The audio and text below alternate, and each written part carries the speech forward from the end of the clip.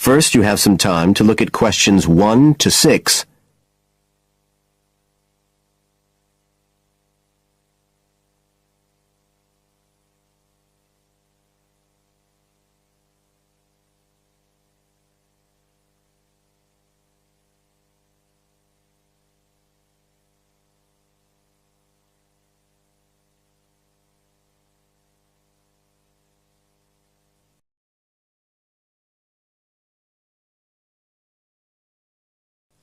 Now we shall begin. You should answer the questions as you listen, because you will not hear the recording a second time. Listen carefully and answer questions 1 to 6.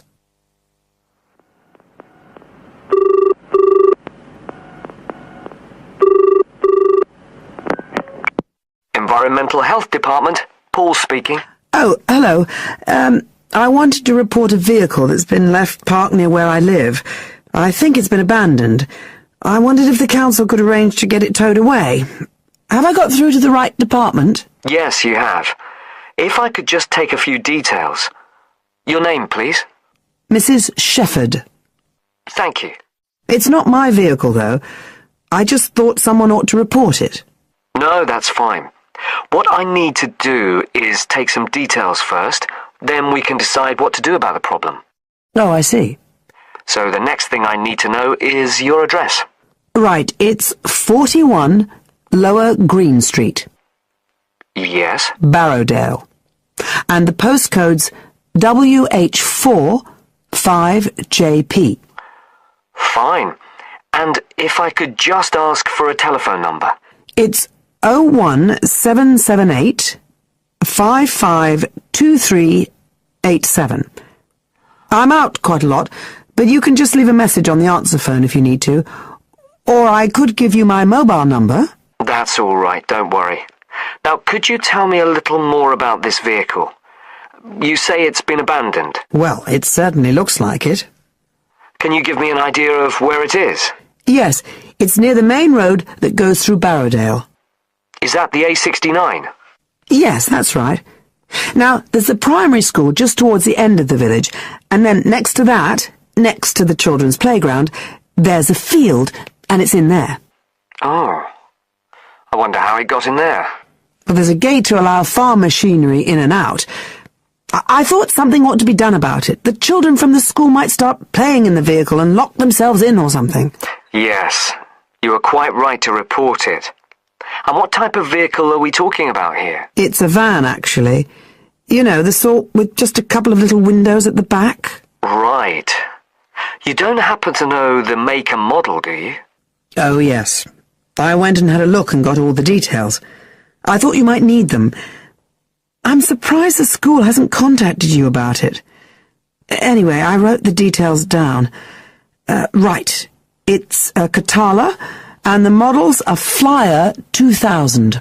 Is that Flyer? That's right. Very good. And the colour? Well, it's not all that easy to see because it's absolutely filthy. And actually, it looks as if it's had a paint job at some stage. It's blue, but you can just see white underneath where it's been scratched. Right. Well, I'll just make a note of the present colour, and if you could just tell me the vehicle number. Did you make a note of that? Oh, yes. It's S322GEC. Okay.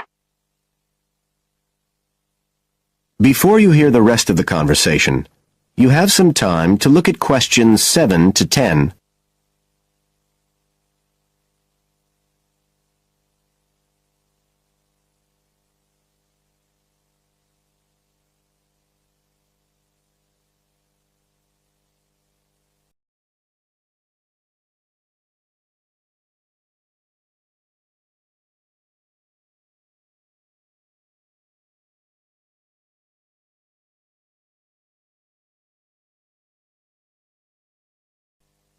Now listen and answer questions 7 to 10. And it sounds as if the general condition of the vehicle isn't too good, from what you say. No, it's pretty poor. It wouldn't be drivable. It's got a flat tire and there's a crack in the windscreen. I reckon someone just wanted to get rid of it. That's usually the way. It's been there for nearly a week. No, it must be 8 days. I remember it was a Sunday morning when I noticed it. It wasn't there the day before. I walk past it most days on the way to the shops. I'd have thought the school would have reported it. Does the field actually belong to the school? No, it's part of Hill Farm Estate. Right. I'll just make a note of that. And I don't suppose you have any information about who might own the vehicle? No, I've no idea. So what will you do now? Well, we'll come and have a look and see if we can trace the owner. And if we can't, the vehicle will be removed as rapidly as the law permits. It could be anything up to 20 days. One thing I should say, I'm quite sure this doesn't belong to anyone round here. I'd definitely recognize it if it was from someone who lived here. So you don't think it was anyone local? Right. I'd say at a guess we're looking at a stolen vehicle here. I did wonder if it might have been. You hear such a lot about car thieves nowadays. Well, we certainly will be looking into that possibility.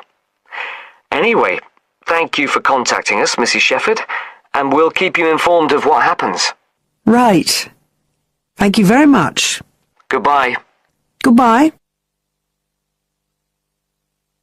That is the end of Section 1. You now have half a minute to check your answers.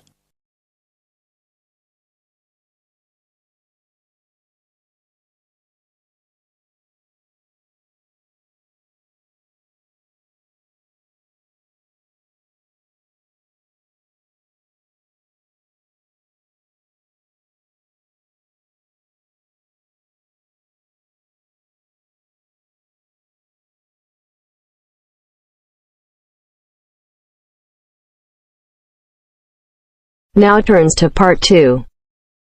Part 2. You are going to hear a conversation between a student and a driving instructor. First, look at questions 11 to 14.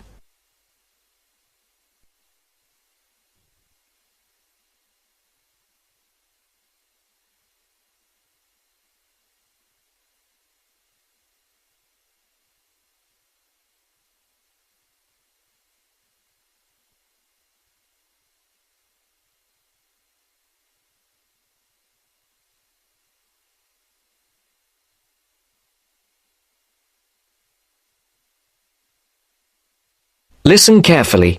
And answer questions 11 to 14. Hello, I'm going to be your driving instructor today. Are you ready to begin? Hi, hope you don't mind. It's my first time driving a car. Of course not. That's my job. I teach people like you how to become a safe and responsible driver. So let's begin. Remember, the most important rule of driving: safety first. There are some steps to follow. First, you should put on your seatbelt. You should always remember to do that. In case of an accident or emergency, having a seatbelt on is of utmost importance. Okay, I have my seatbelt on. Now what should I do? Start the car. Good. Now make sure that the steering wheel is in the proper position and that your seat is not too far or not too close to the pedals. I'm all ready to go. Should I shift into first gear? Don't forget to put the parking brake down. You don't want to drive with that up. Oh yeah, I almost forgot. If I have the parking brake on, I won't be able to accelerate. Yes, that's right. Now put the car in reverse and slowly back out of the parking space. Good. Put the car in first gear. When should I shift? Is it better to shift slowly or quickly? You can shift whenever you feel is appropriate. This means shifting should occur smoothly. Do not shift too slowly or you will stall. Shifting too fast will waste gas. Shifting is simple. Just remember to shift smoothly. To shift, you will have to push the clutch and then push the gas pedal. Before the broadcast continues, look at questions 15 to 20.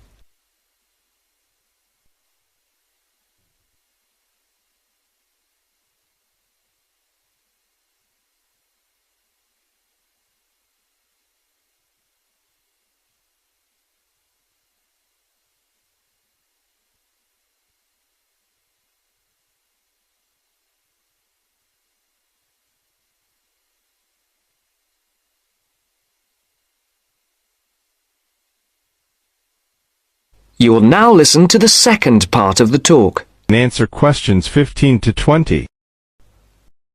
Remember, smoothly is the key to good shifting. Like this? Yes, that's good. Now, keep it slow. Don't drive very fast just yet. Be sure to constantly check your mirrors for oncoming traffic. Always be aware of everything that is around you, including 3 important things. Remember these 3: people crossing the streets, other cars, and bicycles riding next to you. What should I do if I see a yellow light? Well, it's always better to brake instead of trying to run it. But if you're travelling at a speed where it's impossible to stop in time, then you should try to make it across the intersection. But remember, you should always try to stop. It's the safest way to avoid an accident. Even if I have to brake very suddenly? Yes, even if you have to brake suddenly. What about if a driver behind me is going a lot faster than I am? You should always be ready to move to a slower lane if a driver behind you is forcing you to go faster than you are comfortable with. Never try to speed up to accommodate a faster driver. You could risk an accident or a speeding ticket. It's better to let him go. That sounds like good advice. Be careful. There is a sharp turn up ahead. Remember to brake before turns. Otherwise, you might flip over if your speed is too high going into a turn. Got it. I know that I should always try to observe all traffic safety. That's right. If safety is not your first priority, it will make driving very dangerous for you and other drivers on the road. Okay, park the car here. You did a great job today for your first day. I'll see you in 3 days. Thanks so much. I will see you then.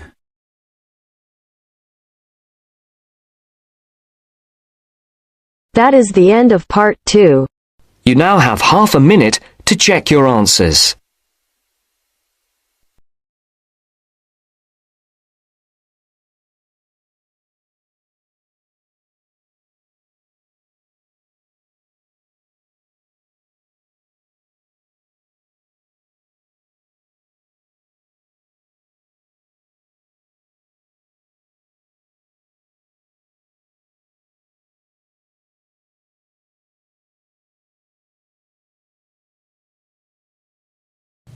Section 3. You'll hear a tutor and a student discussing transport. First, you have some time to look at questions 21 to 25.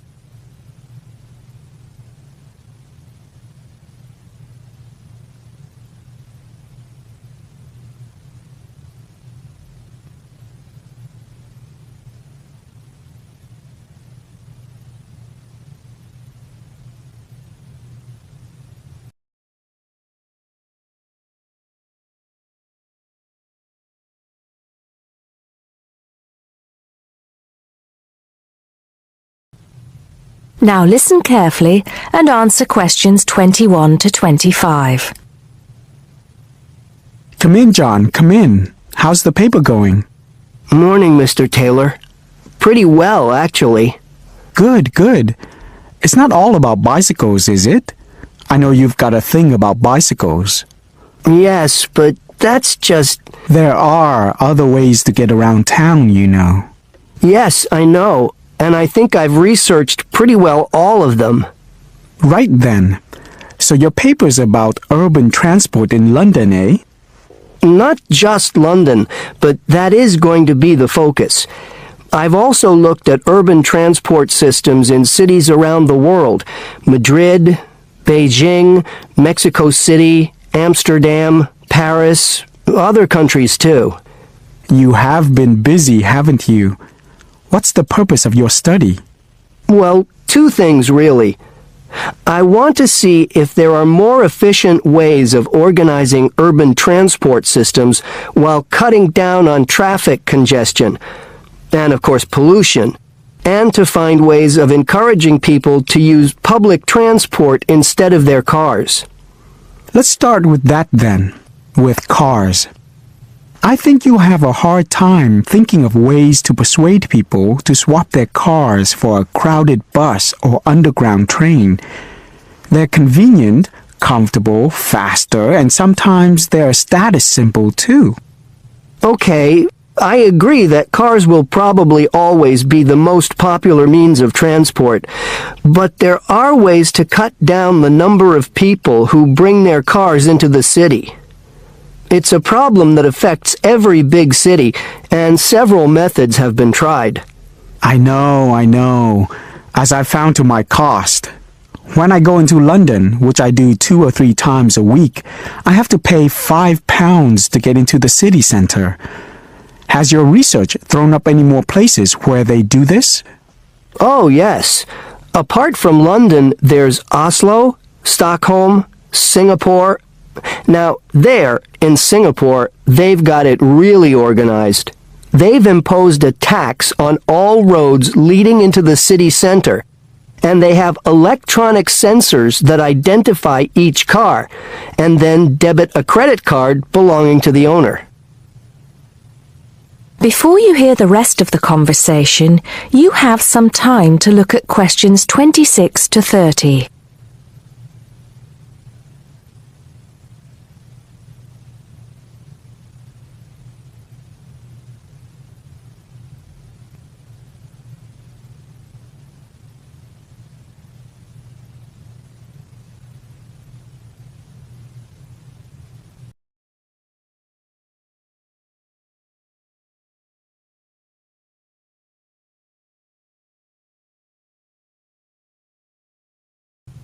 Now listen and answer questions 26 to 30. And other cities, instead of charging motorists to come into the city center, have tried other measures. Such as? Well, in Athens, cars are only allowed to go into the city center on alternate days, depending on their license plate number. In Bogota and some other Latin American cities, such as Quito and Sao Paulo, they've developed what is called a BRT system. A what? A BRT system, a bus rapid transit system. People leave their cars outside the city and take buses, which have special express lanes into and through the city. It's been so successful that they're trying it out in Mexico City, Beijing, Seoul, and Taipei. And other cities are pedestrianizing more and more areas of the city center. I see.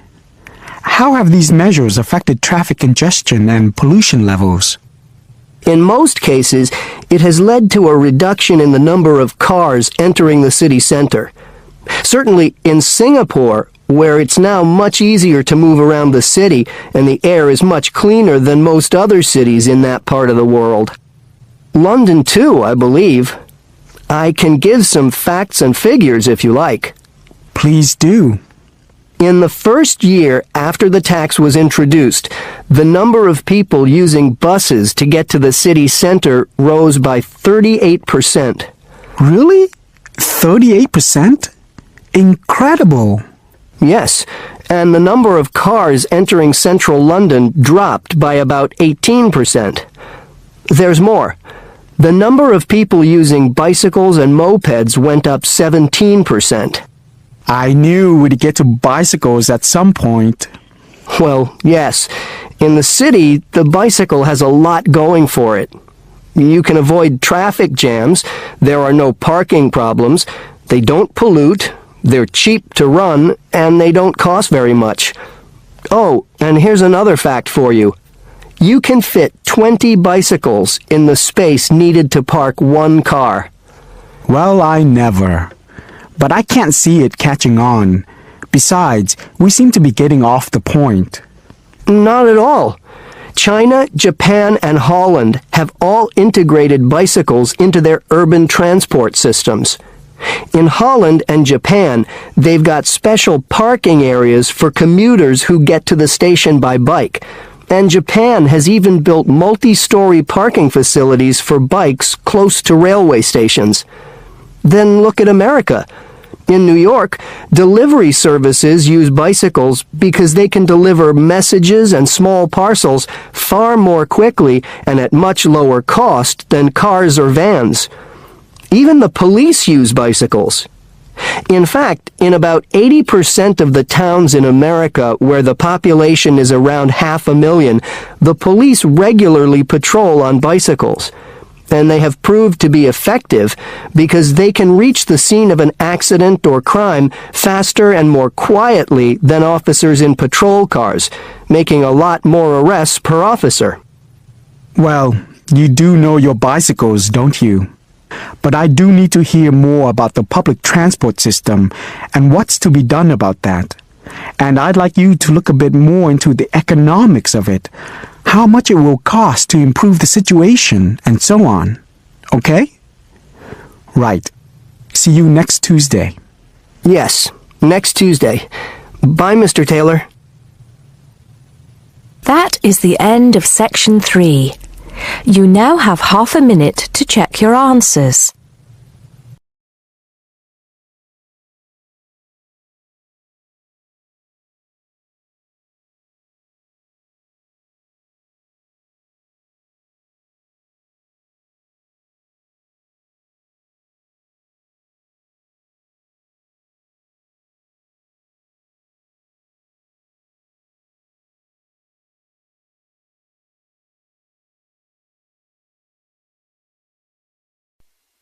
Now turns to Part 4. Part 4. You will hear part of a lecture on cities of the future.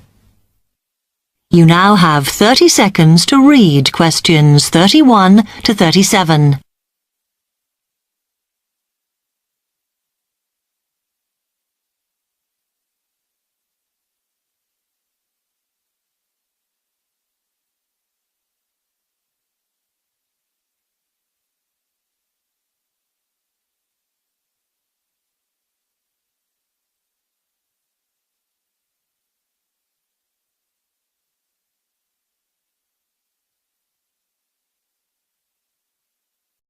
Listen carefully and answer questions 31 to 37.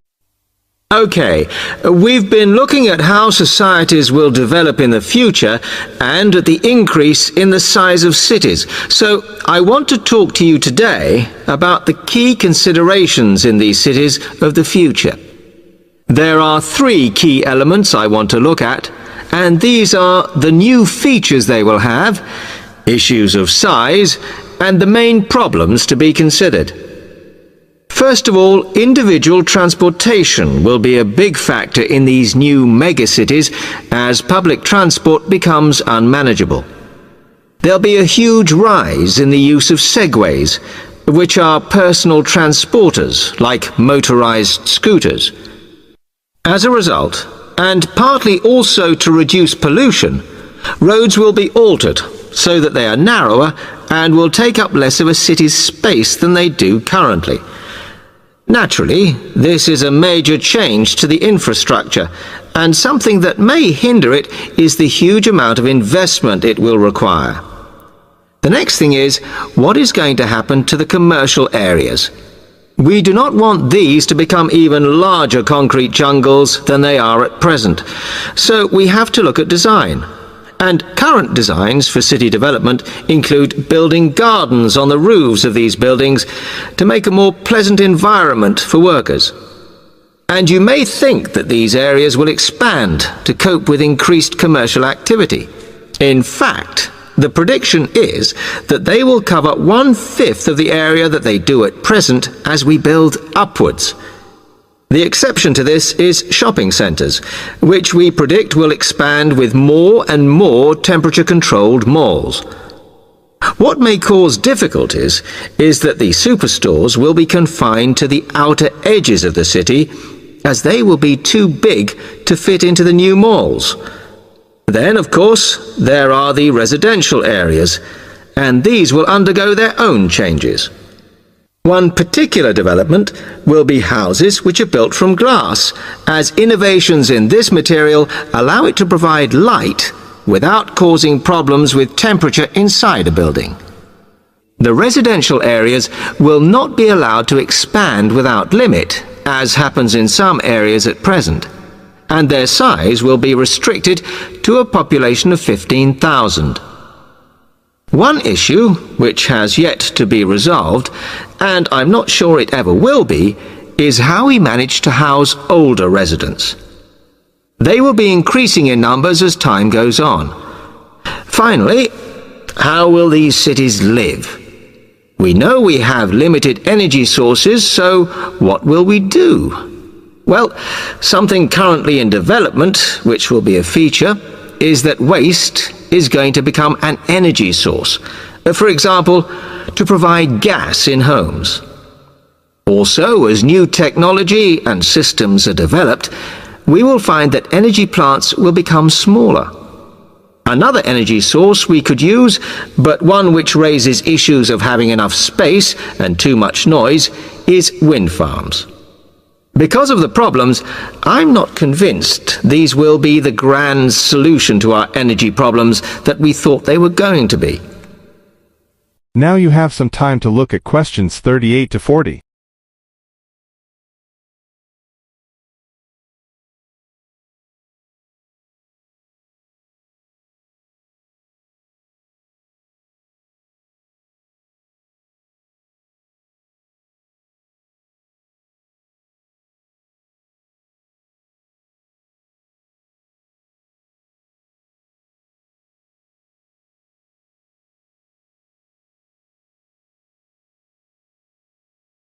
Now listen carefully and answer questions 38 to 40. Now, moving on to looking at the social aspect of cities, we need to look at housing and how people will live. Cities currently have flats in the centre, populated by single people and wealthier residents, and families tend to move to the outskirts. In the future, the centre of cities will see a dramatic change. We will see many more examples of cooperative buildings. This is where people join together to form a company that owns the building they live in. And despite continuing shortages, there will also be a rise in the provision of retirement homes in city centres, so that the elderly can have easy access to hospitals and shops. Recently, we have seen a levelling off in the growth of private housing, and I think that will not change. But we are likely to see more social housing, as far fewer people will be able to afford to own their own homes. Okay, now, if anybody has any... That is the end of section 4. You now have half a minute to check your answers.